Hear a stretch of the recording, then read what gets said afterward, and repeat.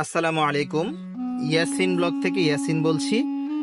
আহ, এই মুহূর্তে বাসায় আছি। বাসা থেকে বের হয়ে গাড়ি পরিষ্কার করার জন্য যাব। ভাবলাম যে একটা ছোটখাটো ভিডিও হয়ে যাক, গরিবের বাসাটাও আপনাদেরকে দেখিয়ে দেই। আমি এই ফ্ল্যাটে থাকি। এখানে হচ্ছে এক রুমের ফ্ল্যাট, কিচেন আছে আর বাথরুম আছে। এটা আমার বসে দিয়ে রাখছেন, কারণ ওনার এখানে 24 ঘন্টা ডিউটি। যাই হোক, তো বসে অফিসে যাবেন, তো অফিসে যাওয়ার আগে আমাকে একটা ব্যাগ দিয়ে বলছেন এটা গাড়িতে রাখার জন্য, যেটা আমি নিছি আমার হাতে। অবশ্যই দেখতে পারতেছেন এটা হচ্ছে জায়নামাজের ব্যাগ। এই জায়নামাজগুলো আমি আর কি অফিসে নিব।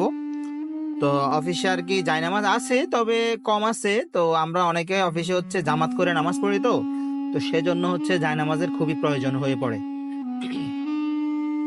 তো আমার বাসায় ঢোকার এবং বের হতে অনেক সিকিউরিটি আছে। কয়েকটা গেট পার হয়ে তারপরে আমার বাসায় ঢুকতে হয়, বের হইতে হয়। আলহামদুলিল্লাহ, এদিক থেকে আমি হ্যাপি, কারণ হচ্ছে একটা বাসায় সিকিউরিটির দরকার, অনেক প্রচুর দরকার। তা এই গেট, শেষ গেটের উপরে হচ্ছে আপনার ক্যামেরা লাগানো আছে, সিসি ক্যামেরা। এটা হচ্ছে আমাদের হসপিটালের সিসি ক্যামেরা।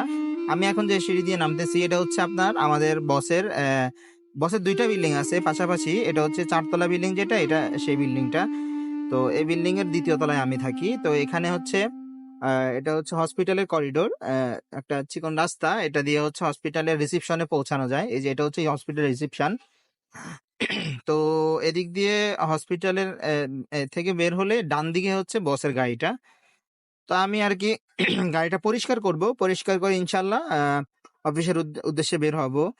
এই হলো আমাদের বসের গাড়ি।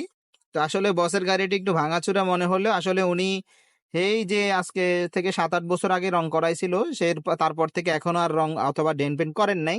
এর কারণ হচ্ছে ওনার আসা যাওয়াতে অনেক দাগ পড়ে যায়। তো ধন্যবাদ সবাইকে। আরেকটি ভিডিওতে ইনশাল্লাহ হাজির হয়ে যাব। তো সবাই আমার চ্যানেলটি সাবস্ক্রাইব করে আমার পাশে থাকবেন। আসসালামু আলাইকুম।